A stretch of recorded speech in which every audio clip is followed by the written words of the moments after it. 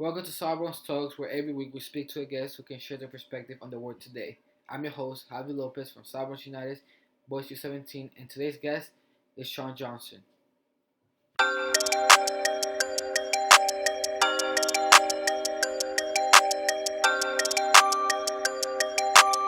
What's up, guys? Sean Johnson here, goalkeeper for New York City FC, U.S. men's national team. Born and raised in Georgia, through many travels, played in Chicago, now here in the great city of New York. So excited to be here. Thanks for having me. Well, it's a pleasure having you as a big fan. As a kid in the South Bronx, as a kid in the Bronx, watching you play in the front row every day. So it's a pleasure being here with you, and thank you very much to your management team and yourself for agreeing with this. I am thankful and grateful. And yeah, let's get started with the questions. The questions are going to be about, of course, the whole subject of 2020, basically. There's the quarantine, COVID-19, and stuff like that. And also, to get off a little negativity, I want to learn more about yourself. I want people to learn about yourself and about differences and how you feel in certain topics. And then usually we have a soccer section at the end with two questions, opinion questions about yourself and about how you see soccer, basically. So Cool. the first question is, how are you holding up with COVID-19, and how do you feel that this quarantine had to come right after the season started? So how does it feel, everything? How are you holding up in there? Great question. Obviously, this is a really tough time. A time that not a lot of people have experienced or been through. So, not many people know how to deal with a lot of the things that come from a situation like this. It's affected everybody differently. Some people have lost their jobs, family members, and for me, it's been an important time to kind of reconnect. Reconnect with family members, do a lot of the things that you kind of took for granted before a lot of things were taken away. And yeah, it was very difficult in terms of starting the season off. We had Champions League for the first time for our club.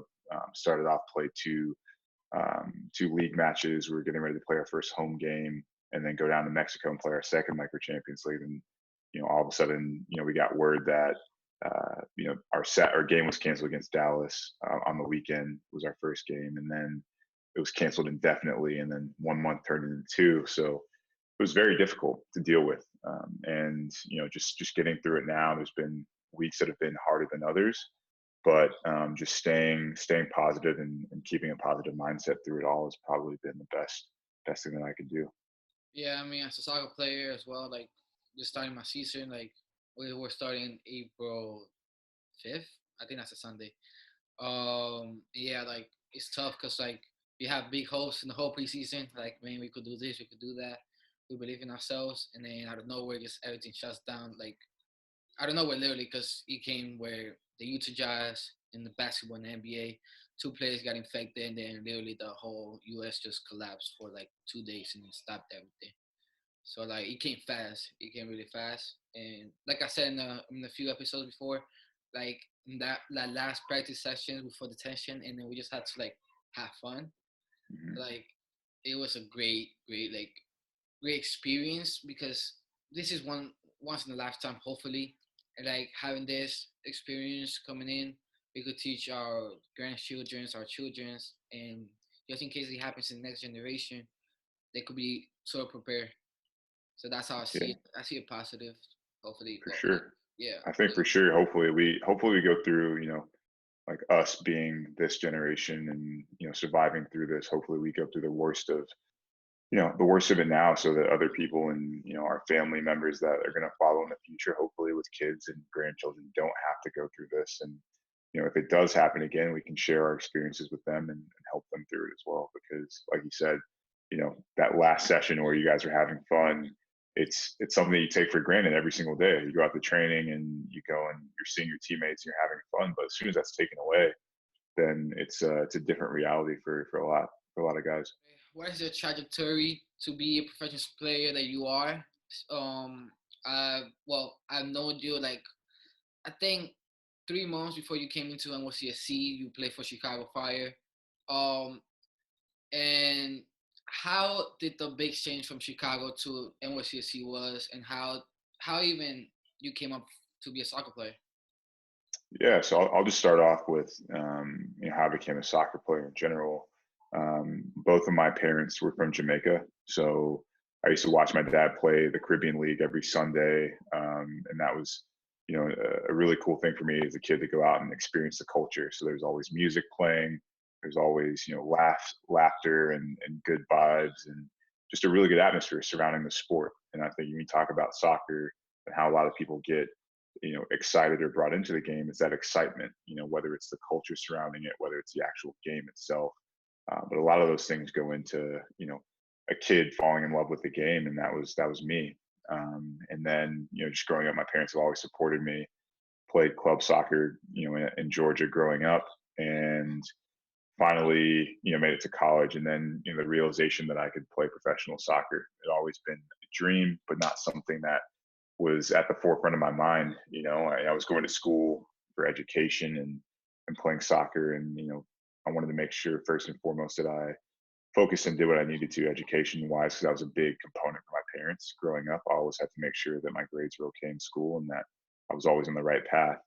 And then got drafted to Chicago. So to your second question, the transition from Chicago to New York City was very, for me, it was an easy one because my teammates and coaches at the time opened me with welcome arms. I remember David Villa was the first person to call me from the team and say, "Hey, it's David. Just wanted to welcome you to the team. Just wanted to let you know if there's anything you need, feel free. This is my number.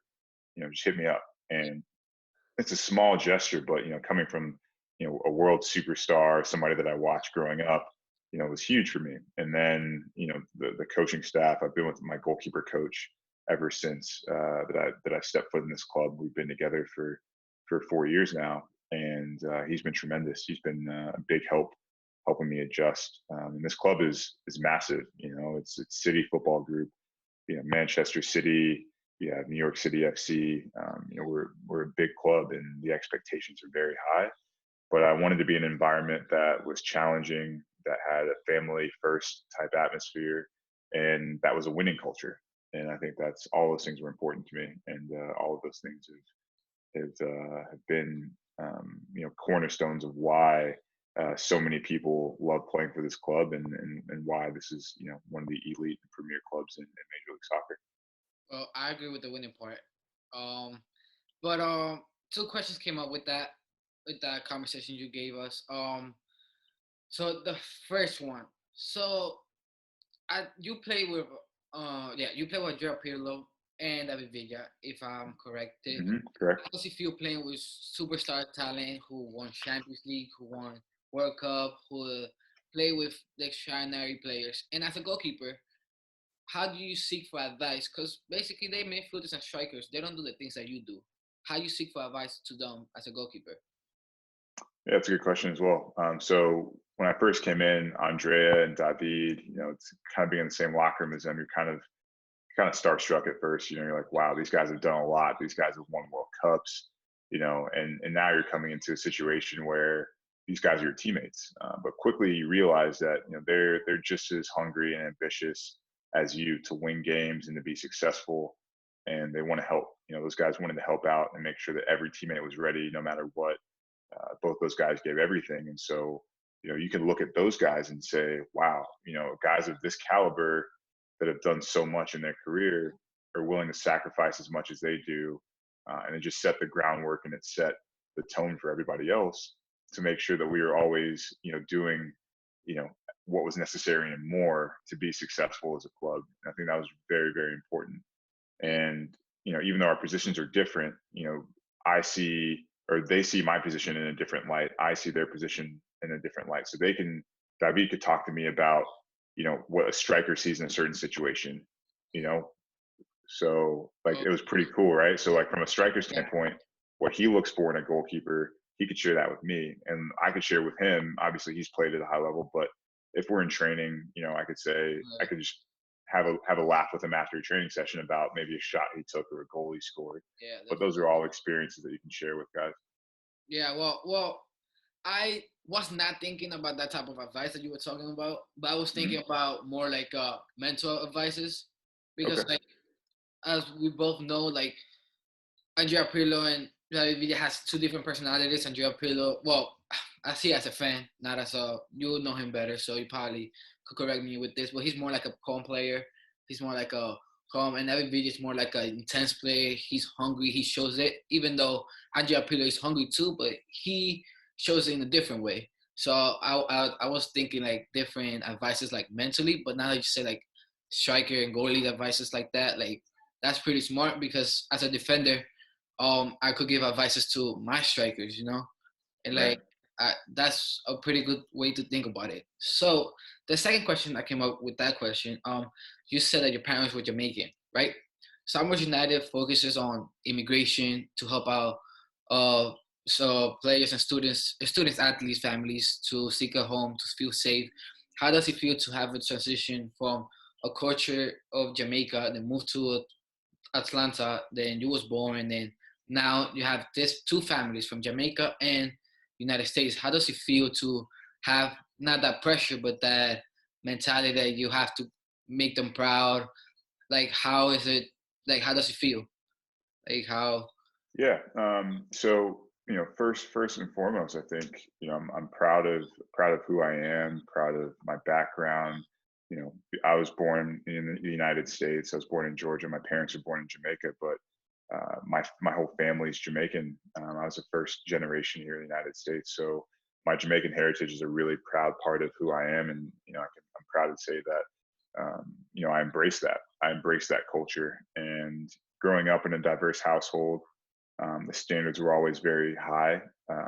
Culturally, it was a bit different, adjusting because kids growing up in the United States, for instance, or parents from the U.S. is a completely different cultural transition from my parents being born in Jamaica and instilling those things that they learned growing up from their parents in Jamaica. So there was a little bit of give and take. There's a little bit of an adjustment. Me sharing things with my parents, them also raising me the best way they knew how, which was fantastic. It's why I turned out the way I did, Yeah, and I'm really thankful for that. But it's a huge part of who I am, the Jamaican culture, and I think it's great to embrace that because, as you can see, even New York City FC is a very diverse team. yeah, We have guys from Romania. We have a Luxembourg international, Icelandic international, Swedish international. We had you know Peruvians, Paraguayans, Argentinians. literally you name it. Costa Ricans. Our locker room is probably one of the most diverse locker rooms. So it's just to have that experience growing up, and then now to be in such a diverse situation, I think it's fantastic. And my parents kind of enabled me to transition and be in an environment like this and thrive in an environment that's super culturally diverse, which I think to you, speaking about the culturally diverse program that you guys have, Yeah, and how different cultures play a part in embracing that as well. I think it's really important. yeah. I mean, I'm Venezuelan, so like, I came in 2010. What 2010? What am I talking about? 2014. Mhm. Like yeah, like coming to South Bronx United, it helped me out a lot. But just seeing, like you said, your locker room is full of people outside the United States, but they bring the same goal, the same hunger it used to win. So I got, well, I don't call them really my teammates. I call them more like my brothers. Like For sure.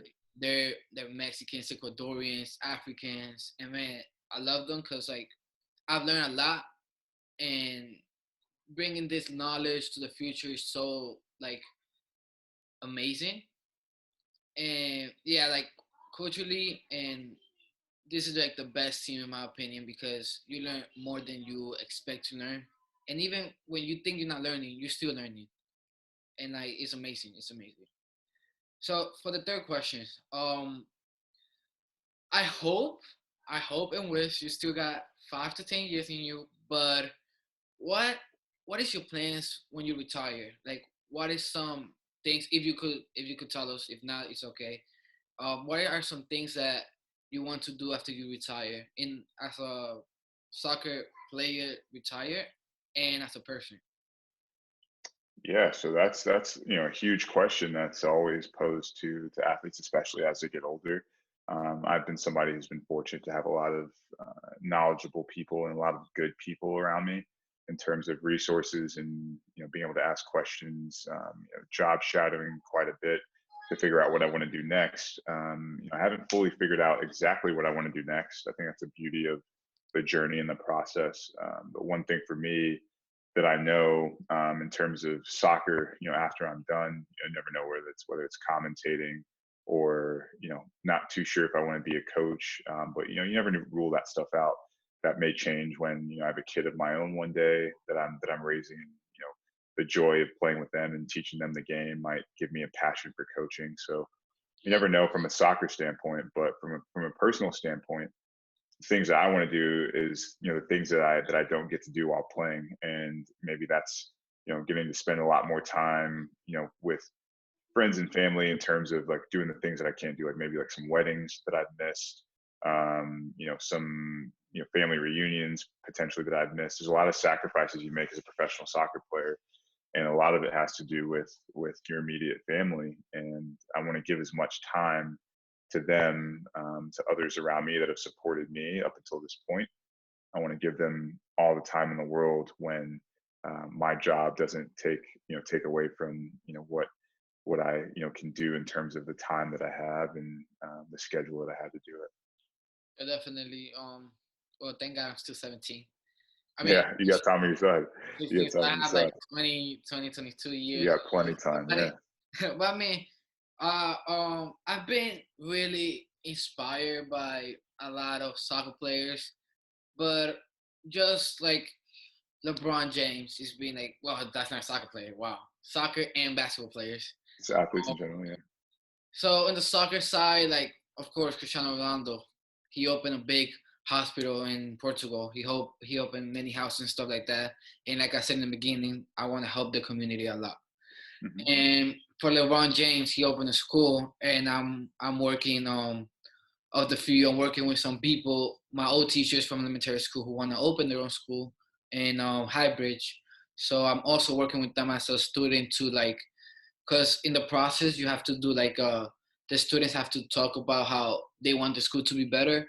So Hmm. I'm luckily and glad that they chose me to help out with the team. So I hopefully the school opens up in 2021 and 2022 school year. But yeah, like those type of stuff, like just keep helping people because opportunity will come out. Like I've been blessed to have opportunity to talk to, like I said, one of NYCFC heroes, in the goal, Sean, and like you just like you just gotta keep the mentality that every time you help somebody, it makes you feel good. Like no matter what happens. So it's not something I think about every day because I'm not even a professional, but it's just something like I keep in mind, like, what happens if I don't do this? What happens if I don't do that? I still got more options, you know? And I'm pretty Yeah. I with think that. I think something that's cool too to think about. You mentioned like guys like LeBron and Cristiano are opening up schools and giving back in a massive way. People will see that and feel a little bit of pressure that they have to like do something on a grand scale like these guys are doing. And the reality is the smallest gesture of giving back. You can give back in so many different ways.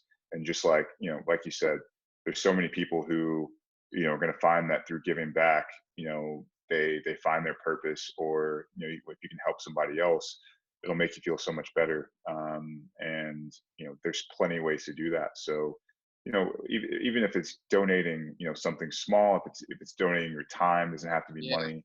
It could be volunteering your time, it could be volunteering your energy. yeah, Anything that people can do to help out, really, I think is kind of cool. That's a cool position that we're in as athletes, right? We yeah, can help out through the game. So definitely, definitely. Yeah. Like, yeah, sports in general, it just opens a lot of opportunities, and athletes, coaches have a lot of like empower to do a lot of stuff for people. So might as well like use it. for sure. So for the fourth question, so you have your first national cap 2 years ago, if I'm not wrong, 1 or 2 years ago, if I'm not wrong. What is the difference playing with national team club? I mean, national team, and then with the club, is if there's any difference? Yeah, so I think I have, I want to say 6 or 7 caps at the moment. I think my first time playing with the national team was 2011. It was my very first game that I played with the national team, Oh, not and too then bad. yeah, no, you're good. But yeah, played last year. Played a few games last year, January, Yeah, then Gold Cup, and then this January as well. So been pretty fortunate to get the opportunities. Worked really hard for those opportunities. Um, I'd say the main difference is just you're going into an elite environment with other people, the best people that represent the country, and yeah, you want to do your best to represent your country, and do it right, and obviously be successful at that. So there's a little bit of added pressure, when you talk about performing for your country and putting your that jersey on, and wearing the crest on your chest. It's a special feeling. But in terms of football, in terms of soccer, it's not that much different. The game, it depends on the team you're playing, the speed at which it's played. But tournaments are different than friendlies, and I think yeah, you approach friendlies different than you do tournaments in terms of the results you need, the opponents you're playing, things like that. So yeah, there's not too much of a difference. I think the main difference is just the pressure associated with playing with the best of the best, and some guys embrace that. Like, I embrace it. I want to play against the best of the best, and I want to be the best goalkeeper in the world. And to do that, you have to train with the best, play against the best, and that's what that environment is. yeah. I mean, I'm gonna keep saying this, and I'll keep saying it until the day I die. Like a lot of players in the MLS is just getting really underrated. I mean, overrated because of we're in the United States, we're not in Europe, so you guys are not Mhm. good. And then that's the main goal. Like I don't see it that way because from my opinion, like my top three players, there's like one player who played for the MLS. You know, Mhm. maybe because I'm the big fan of NYCFC, or maybe it's because of I just see it like that. Like For I just sure. feel like when you see the players playing the pitch, you can see the fight, you can see the heart, and that's all that matters. That's how you win games, with heart, with skill, with working hard. And so like maybe if I watch games in Europe, I might feel different, but yeah, I just feel like there should be more appreciation for America players than in Europe, but that's a different conversation. Agree. I agree. Yeah. So you guys debuted, NYCFC debuted for the Champions League, for the CONCACAF Champions League. You guys played San Jose first, and then Mhm. played Tigres, and then sadly with the quarantine and the COVID-19, it stopped. So how does it feel playing the Champions League? Does it feel a different way than the MLS and the Open Cup? How does it feel? Yeah, it's different. I think the teams, playing teams out of your country, really, out of your own league, is different. There's a different pace the game's played. Playing internationally in different stadiums, there's different, there's different factors that go into it, right? Like the field, the stadium, the environments. You never know what you're going to get in Concacaf, and so having that experience going away to Costa Rica, and playing there, was a great experience. And then we were going to go down to Mexico, which I was really looking forward to. But yeah, it's a completely different for me. It's the first time I played Champions League and experience the travel associated with it. That's another thing. Yeah. You may not necessarily have a lot of the resources that you need in a foreign country, but all those things you adjust to. Yeah. Well, yeah, that's pretty cool. And then I'm guessing with the traveling stuff, like I literally traveled to Maine, and I felt like I had so much in my body. So I'm just like imagine going to Mexico, or like different places to play. But but yeah, so how but do you see the games differently though? Because in the CONCACAF Champions League it's two legs even in the first round. And for example, in the MLS, you play teams once, twice, or maybe even three times, and then the playoffs, you do the same thing, play two legs. So is it differently? Like, is it different Champions League in the playoffs? Like, or is it still the same feeling, the same hunger? Yeah, it's the same hunger. I think, when you talk about representing now a league outside of your league, there's a little bit, for me, I play every single game the same way with the same intensity. I want to win every single time I play. So, that doesn't change against the opponent. How you the feeling of those games. I think there's not been an MLS team to win Champions League, so we wanted to be the first team to do that, and I think that's something added. That was special for us going in terms of how we approach it to say, look, guys, this is a really big opportunity ahead of us. Let's not miss this opportunity. Let's treat it as if it's going to be our last opportunity to do this, and that's the way our team approached it. Mm-hmm. So for the last section, the soccer section, I want to ask you two questions. One Okay. question: if you could ever change your position, what would it be? I'm gonna be a striker for sure. Okay. Be a striker. So yeah, Would you I be the same height, or you would still be like the same person playing striker? Oh yeah, oh yeah. I played striker growing up until the time I think it was 17, until I left for college. So just scoring goals. I mean, if I can't save the goals, I might as well be the one with the goal scoring opportunities. So I'm always shutting guys down. Strikers come in. That's what I take joy in. But love love getting a chance to score some goals in training. Like we do some goalkeeper drills where we have to be strikers for other goalkeepers, and Yeah. there's the next best feeling to saving goals is scoring. Yeah.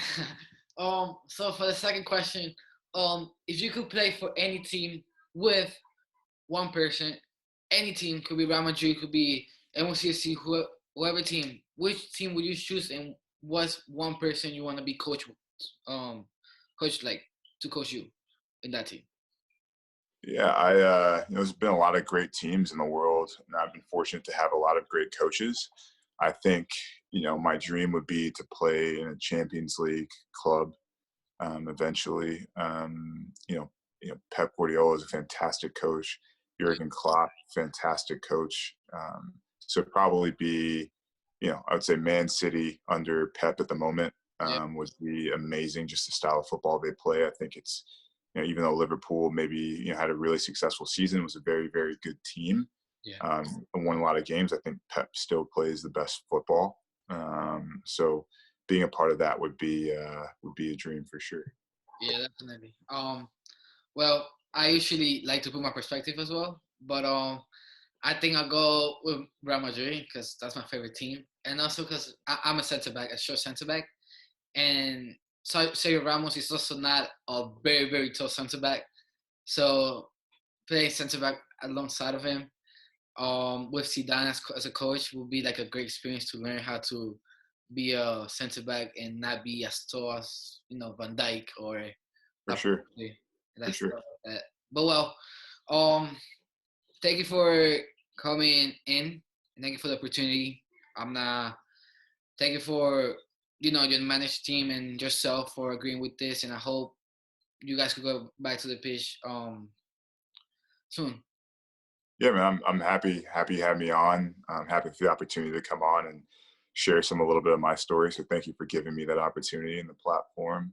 And yeah, I mean, in the future, if you ever, be glad to come back on and do another sit down with you. This was great. So by all means, reach out if you have any questions. If you have anybody that responds to this when you have it up, just let me know. To wrap it up for this episode, a big thanks to Sean Johnson and his management team to make this happen. Big thanks to South Bronx United to also giving me this opportunity to talk to professional soccer players. If you guys want more information, go to southbronxunited.org/COVID-19 for more. Thank you for watching. And if you guys have any comments, just leave it down below. And yeah, thank you. Have a nice day. Stay safe.